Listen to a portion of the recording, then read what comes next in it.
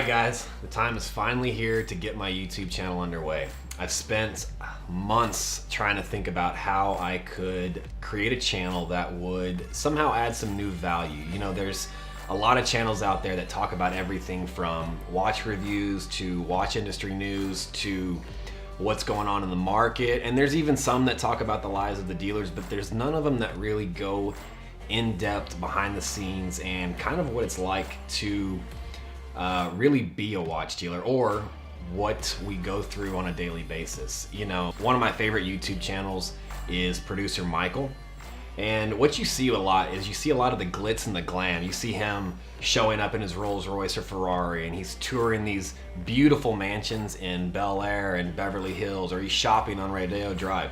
But what you don't ever see is the early mornings, the late nights, the planning, the meetings, all the organization that goes into getting that together, and then on top of that, all the things that go wrong. You never see the bloopers, you never see the outtakes, and that's what I'm always interested in. I think it kind of tells another side of a story that you don't hear about and people don't like to share, and so I'm hoping to maybe shed some light on that and just bring a little more interesting entertainment to this. Now, I definitely plan on talking about a lot of the typical stuff, you know, watch reviews, industry news, what's going on in the market, but I also want to cover some topics that I get a lot of questions about. Stuff like, what should I get for my first watch? What should I get my wife for Valentine's Day? What should I get my husband? How do I choose between this brand or that brand? You know, I want to get a little more related to what the customers are generally asking me in my store, and I want to share that info with you. So, before we get into that, I want you to really know who I am and get an understanding of where I come from, how I got into the business, and what ultimately led me to this industry. My story is definitely an interesting one, and I think you will appreciate it. So I've put together a little video that I hope you'll enjoy. Here it is.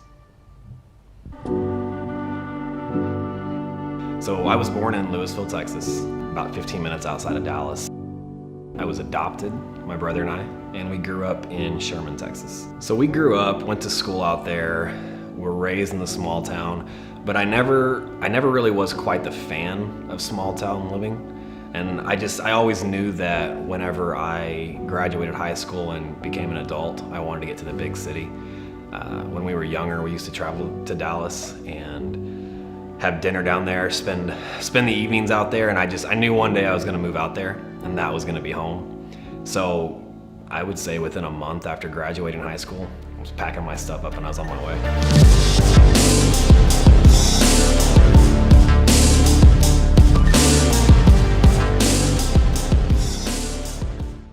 I've done a lot of stuff in my adulthood. I've been everything from a waiter, a bartender. I was a salesman. I was the annoying call person, dialing your number 300 times a day and trying to get you to pay your medical bills and getting hung up on.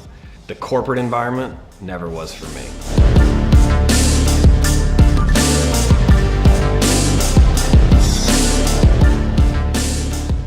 When I moved to Dallas, I became a personal trainer, and I was working 9-10 hours a day, picking up client after client after client, and then I'd go bartend on the nights. So Thursday night, Friday night, Saturday night, Sunday nights, I worked at a different bar every night, and I only picked the bars at the hot spots. So Thursday night hot spot, I was there. Friday night hot spot, I was there.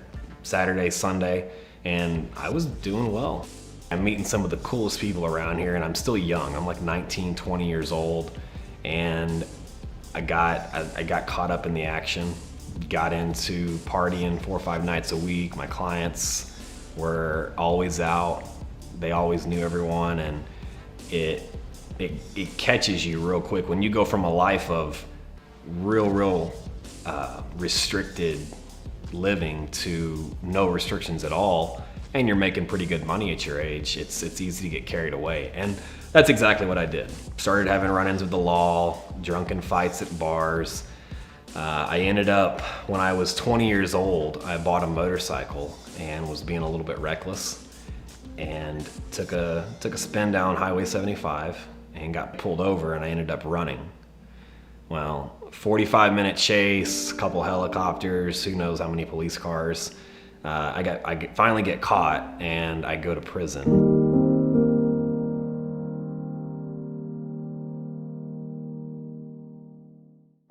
year behind bars at 20 years old. I get out just after my 21st birthday.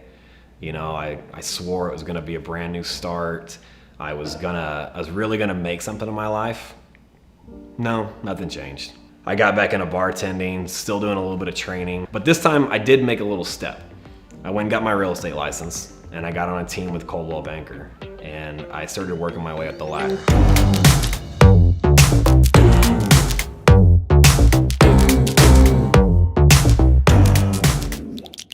One thing about me was that no matter how much trouble I got into when I was young, I always managed to outweigh it or justify it in my mind by working even harder. If I was making more money and I was putting more hours in at work, it didn't really matter what kind of side trouble I was getting into or how hard I was partying.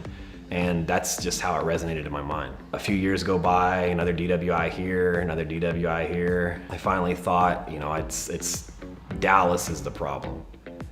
So I packed all my stuff, moved away to Miami.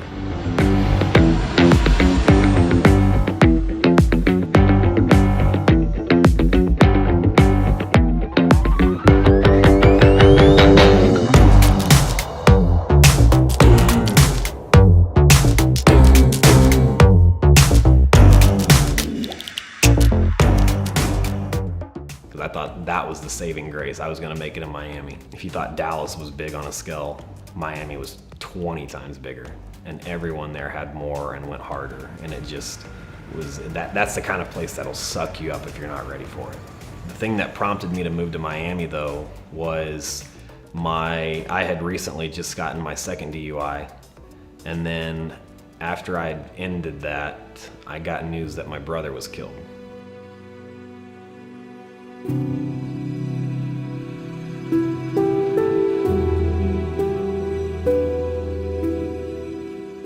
And this is my twin brother. So he was killed in an alcohol-related motorcycle wreck. At that point, I just kind of lost it. I just got to a point where I thought I was invincible and I couldn't be touched, nor could I be stopped. I'd been pulled over multiple times, drinking and driving, and never came close. And then one day I was actually sitting in my car, getting my car from the valet, and a cop walked up on me. That ultimately landed me my third DUI, which then landed me again in prison, this time for 11 months. A little backstory on that: before all this happened, I had met a girl and we had a night together, which resulted in my son, Soren. He was born on October 15th, 2016, and I was on my way to prison. I missed my only child's birth. I missed the first 9 months of his life. During that process, it finally hit me. When I got out and I was able to finally talk to him on the phone and really see him in a video, face to face, this switch came on.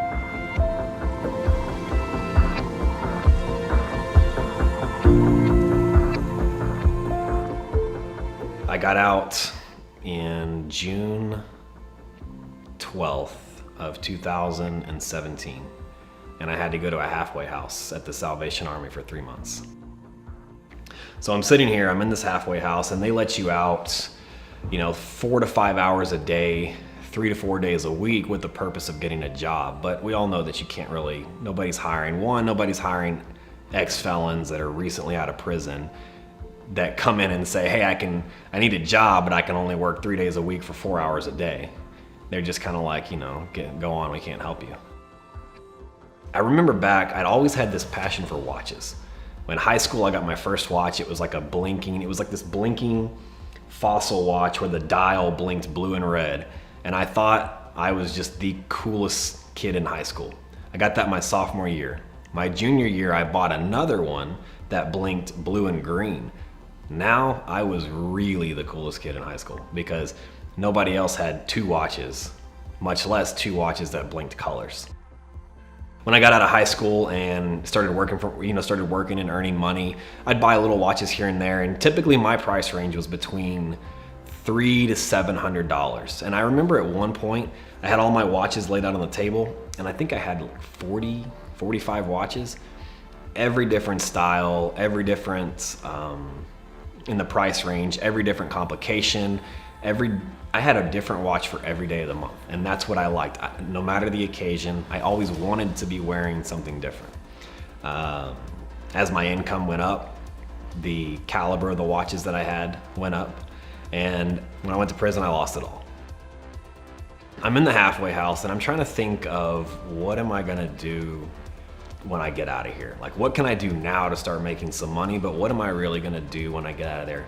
Real estate wasn't it, personal training wasn't it, never went to college, and I'm also a felon. So the idea of walking into a regular job, one, didn't excite me, nor was it gonna be feasible. And for whatever reason, I had this weird idea that I was gonna be a watch dealer. Where it came from, I couldn't tell you. I didn't see an ad anywhere. I didn't take an aptitude test that they tell you and they say, you're gonna be a watch dealer. I think I remembered missing having a watch because they wouldn't let you wear one in the halfway house. And whatever reason, it just made me think that's what you're gonna do. I found a course online that somewhat taught watch trading. I took it and there was a little bit of valuable information. It wasn't near anything that was really gonna make me what I've created today. And I remember the first deal I ever did was I found this watch on Craigslist in Oklahoma City.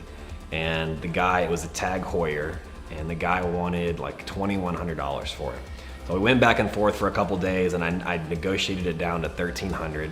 And I drove halfway to meet him. He come and dropped it off. I got it back, and I took some pictures of it, posted it on Facebook and on a couple other sites online, and within 3 days I sold it for $1,800, and I made a $500 profit. Keep in mind, I've been in a halfway house for I think 2 months at this point, and there's guys going out every single day working 4, 5, 6 hours, and the whole time they've been working they haven't made $500, and I just did it in 2 days working for 2 hours. That's when this light bulb came on. Got out of the halfway house, now I'm buying 2 watches at a time and 3 watches at a time, and I'm spending all of my time thinking about how I can network and meet more watch dealers, meet more watch clients. I got a job at a gym working the front desk. Something that would get me up early and have a little bit of structure in my life, but I also got, I like the gym and that's what I knew, and it would be easy for me to get that job. So I was sitting there in the office one day, and at the time I was wearing a Breitling Chronomat 39 two-tone with a gold dial and blue subdials. It was one of my first high-end watches that luckily I did not have to get rid of when I went to prison. It was cheap enough I could keep it. I took that watch off and I put it down on the desk, and I took a picture of it, and I started an Instagram account, and when I first started it, I just named it my first name, and that was it. But I kept thinking, I was like, I've got to name this something that one day somebody's gonna walk up to me and say, hey, and that's what I had to figure out. What is this person gonna call me? And I came up with the Timepiece Gentleman. It just sounded kind of bizarre and out there and maybe a little cocky, I don't know. But what it did have, it had great SEO. If you Googled at that time, the Timepiece Gentleman, Gentleman Timepiece, Timepieces for Gentlemen, there was absolutely no search results for that related to those keywords. So I came up with a name that had all the SEO I ever needed just in the name, and that's when it was born. And then I think I created that Instagram account on September 15th or so. It was like 3 days after I got out of the halfway house, which I got out on September 12th, 2017. And I got in, started posting pictures of other people's watches. I took a course on Instagram. I practiced every day, and I just started learning how to post every day. And here we are almost 3 years later, and I've built what I've got today. Yeah, man, things are good today. It's been a wild ride though. My journey into the watch business was not an easy one. One of the driving factors I can remember vividly, and I think about it a lot, was I was in a dealer group and I was showing off a picture that I drew. One of my hobbies is drawing. And naturally, being in the watch business, I started drawing watches. And I remember posting this picture and asking these guys what they thought, and a specific dealer made the exact comment saying, I think you're gonna make a lot more money drawing watches or in art than you ever will as a dealer. And I always think about that because I've made a decent amount of money selling watches and I still have yet to sell a piece of art. It's funny how a little thing like that can light this fire that keeps you going and doesn't let me stop.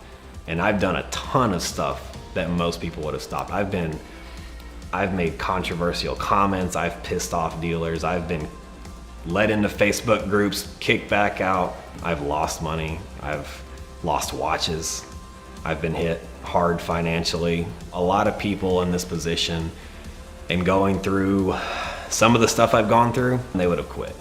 But, you know, it's just a lesson. I learned it and kept going. And I don't care how many dealers tell me I'm not gonna do this or I'm not gonna be big. I won't take it. I'm gonna keep getting bigger and keep pushing and keep growing. When I first got started, I didn't have a lot of money to spend on advertising, nor did I really want to.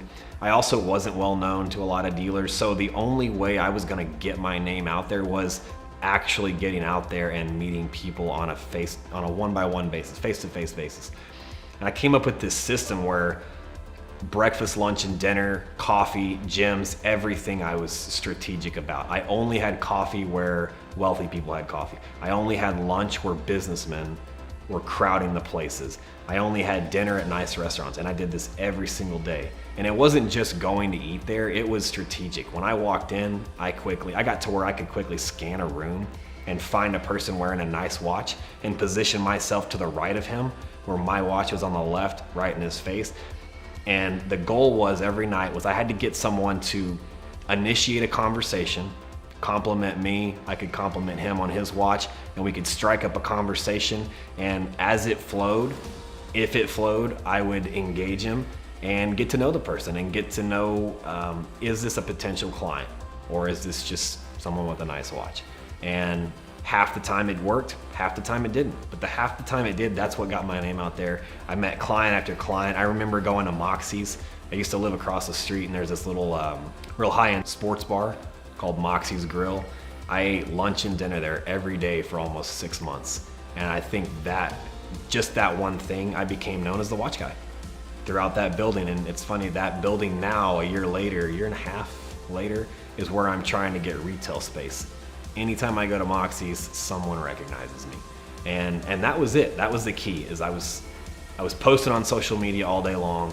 I was eating out, and every single person that had a watch on, I was talking to them. If it was nothing more than, hey, I like your watch, that was all I needed. Hey, I like your watch. Hey, I like your watch. Maybe they compliment me back, maybe they don't. And if they did, I would, like I said, I would engage in some conversation, try to get it in there that I'm a dealer in the business, I could help them find their next piece, and it worked, man. I built up a solid little base. It wasn't, I did that for 6, 7, 8 months on my own, and I eventually got introduced to a new dealer group where I made a deal with a local dealer. I realized he was local after we made a deal, and it was my partner Marco. We met at this Starbucks and we did this little deal, and it was just kind of an in and out. I bought a watch from him, went on my way. About a week later, I did another deal with him. And then another week after that, I did another week, and him and I got to talking, and what I realized finally was that he was buying watches on a wholesale level and I was selling them at a retail level. He wanted to be able to buy or he wanted to be able to sell where I was selling them at, and I wanted to be able to buy where he was buying them at. And if we could put those two together, it'd be unstoppable. And so that's what we did. He also had the network of dealers, and I had the social media influence. You put 2 and 2 together and we have what we have today. So Marco and I, we work really well together because he has his strengths that happen to be my weaknesses, and I have my strengths that just so happen to be his weaknesses as well. You put those two together and it just, somehow it works. The other day, a client was talking to me and he asked me what I thought the biggest driving factor was to the success I've got in this business. And when I say I mean my partner and I. I say I just because it's natural tendency, but I'm talking about Marco, myself, the business that we've built together.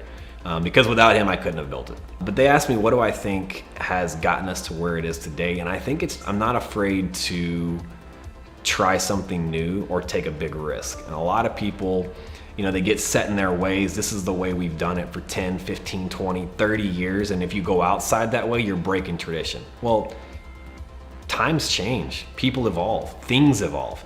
And social media, when everyone was turning to Facebook ads and Google and SEO and big fancy storefronts, I didn't. That cost too much money. I didn't have that money. I resorted to Instagram, Facebook, forums, getting online, going out, meeting people. I wrapped my car the other day with logos all over it, with watches and my information, and people, I don't even remember how many people told me how stupid that was gonna be and how I was gonna get robbed. Well, if anything, I've paid for that rap 10 times over. Every day people walk up to me and they tell me how clever that was. People actually in the street, not dealers in the groups. What I think ultimately led to our success was just trying stuff new, not being afraid to push the limits and say something that might offend people. Now, I have said stuff that offended people and I got backlash for it, and I do apologize about that. But you know what, in the same instance, it got my name everywhere. I think that where I saw a gap was that a lot of dealers and people in the industry are afraid to reach out and kind of put their business out there on social media. It's almost as if it's this secret society and nobody wants to let individuals know how we operate. And I wasn't afraid to do that. I wasn't afraid about, showing behind the scenes. I wasn't afraid to hold watches over a balcony. I wasn't afraid to kind of really talk about what goes on and show what goes on and really give people a look into the industry via social media. And because of that, my name and my brand and our company it's a little bit of everywhere.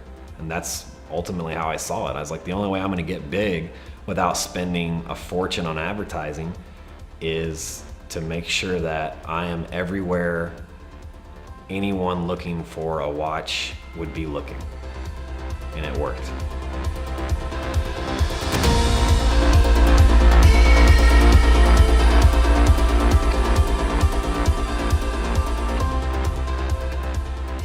All right, guys, I hope you enjoyed that and feel like you've got a little bit of insight into my life and my story that ultimately got me here.